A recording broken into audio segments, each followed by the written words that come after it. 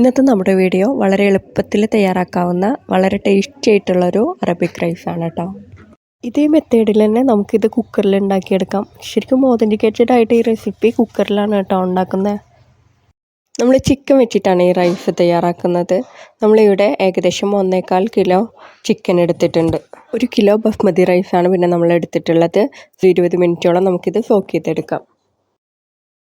നമ്മൾ ഏകദേശം 4 table spoon ഓയിലൊഴിച്ച് നല്ലോണം ചൂടായി വരുമ്പോൾ ഇത്തിരി ഏലക്കയും ഗ്രാമ്പും പട്ടയും ചേർത്ത് ചെറുതായി ഒന്ന് മൂത്ത് വരുമ്പോൾ തന്നെ നമുക്ക് 3 മീഡിയം സവോള ചെറുതായി കട്ട് ചെയ്തത് ചേർത്ത് വഴറ്റിയെടുക്കാം.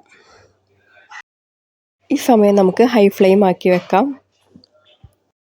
ഉള്ളിയുടെ കളറൊക്കെ ഒന്ന് മാറി വാടി തുടങ്ങുമ്പോൾ നമുക്കിതിക്ക് 2 table spoon ginger garlic paste ചേർത്ത് വഴറ്റി കൊടുക്കാം. ഇഞ്ചി വെളുത്തുള്ളിയുടെ റോസ് സ്മെല്ലൊക്കെ ഒന്ന് മാറി തുടങ്ങുമ്പോൾ നമുക്കിതിക്ക് 2 ടേബിൾ സ്പൂണ് അറബിക് മസാല ചേർത്ത് കൊടുക്കാം. നമ്മൾ സാധാരണ ഉണ്ടാക്കാറുള്ള ഗരം മസാല കൂട്ടിൻ്റെ കൂടെ തന്നെ കുറച്ചുകൂടി ഇൻഗ്രീഡിയൻസ് ചേർത്തിട്ട് നമുക്ക് വളരെ എളുപ്പത്തിൽ വീട്ടിൽ തന്നെ അറബിക് മസാല ഉണ്ടാക്കിയെടുക്കാവുന്നതാണ്. പച്ചമല്ലിയുടെ ചെറിയ ജീരകത്തിൻ്റെയും കുരുമുളകിൻ്റെയും നല്ലൊരു ഫ്ലേവറാണ് കേട്ടോ നമ്മുടെ ഈ റൈസിന് ഈ ഒരു മസാല കൂട്ട് കൊടുക്കുന്നത്. ഫ്ലെയിം ഇത്തിരി ചെറുതാക്കി വെച്ചിട്ട് വേണം നമ്മൾ ഈ കൂട്ട് ചേർക്കാനായിട്ട്. ഒരു 30 സെക്കൻഡോളം നമുക്ക് ഇതൊന്ന് ചെറുതായി അങ്ങോട്ട് വഴറ്റി കൊടുക്കാം.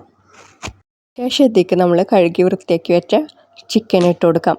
ചിക്കൻ ഇട്ട് കഴിഞ്ഞാൽ നമുക്ക് നമ്മുടെ ഫ്ലെയിം ഹൈ ആക്കി തന്നെ വെക്കാം. ഏകദേശം ഒരു 3-4 മിനിറ്റോളം ഹൈ ഫ്ലെയിം ആക്കി വെച്ചിട്ട് തന്നെ ചിക്കൻ തിരിച്ചും മറിച്ചും നന്നായി അങ്ങോട്ട് വഴറ്റി കൊടുക്കാം.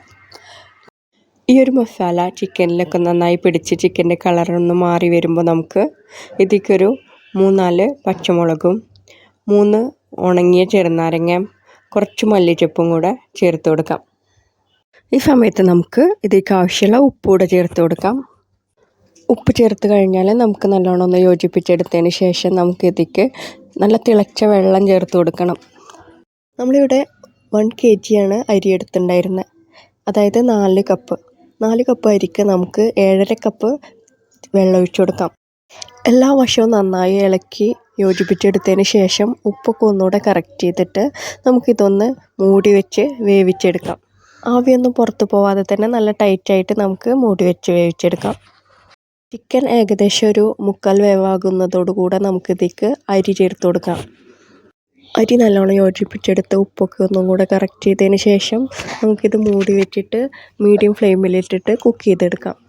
ഇടയ്ക്കൊന്ന് അരി പൊടിഞ്ഞു പോവാതെ വളരെ സാവധാനത്തിൽ ഇളക്കി മറിച്ച് കൊടുക്കാം.